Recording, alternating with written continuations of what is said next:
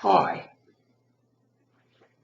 In my earlier video, I mentioned how I'd walked out of paid employment a month before my 59th birthday. And of course, I had all the apprehensions of someone newly retired, particularly around the monetary side of things. Now, I'm no financial expert, and I'm not going to talk about financial matters and investment, other than to say this. When I retired, I had no idea that I would be entitled to an Australian old age pension. I truly believed that my superannuation was all I would have to live on, and that it was a modest amount, and if I lived at the rate I've been used to over the last few years, it might last me for 4, maybe 4.5 years. After that, what then? Would I be entitled to retirement benefits then? In other words, I was 59. I knew retirement benefits didn't come in until I was 65. That was my belief. So could I make the money last? These were thoughts going through my head, and I'm sure you'll be thinking the same sort of thing. But I want you to understand that in retirement, if you go into retirement without any big debts, that's important. If you own your own home, you're not paying off a big loan on a car, you have no really big outstanding debts, then you can get by on far less than you probably imagined. You won't be able to go on that overseas holiday. You won't be able to buy the big luxury boat, unless of course you're very well off. Most people, when they go into retirement, decide to go on a holiday and they spend up large for a while and then they settle down. I went along to a financial planner almost as soon as I retired, and he advised me 2 things. He said, Tom, don't go on a big overseas trip.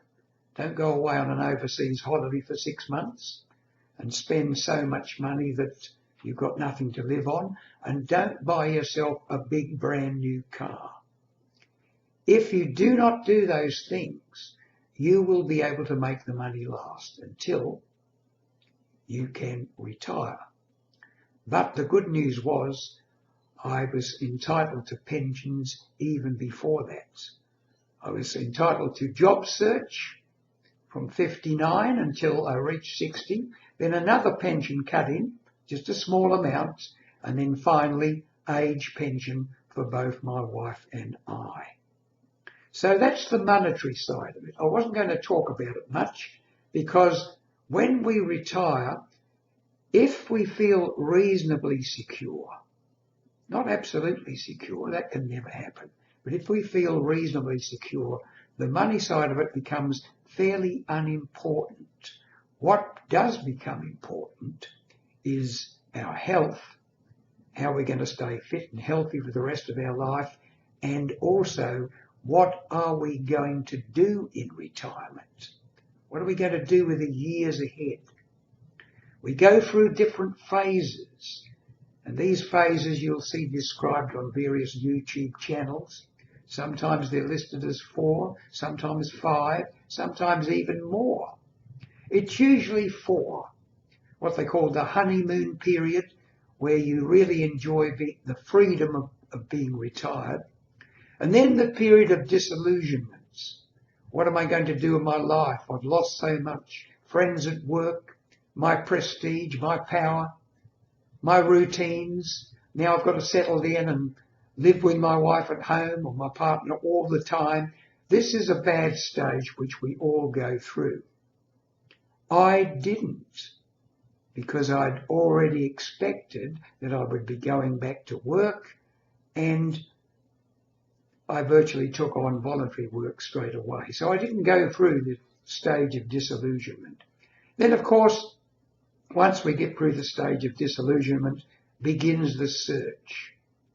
And once we search, we're looking for something which we will really enjoy doing which we can lose ourselves in and have a happy retirement. Stage 4.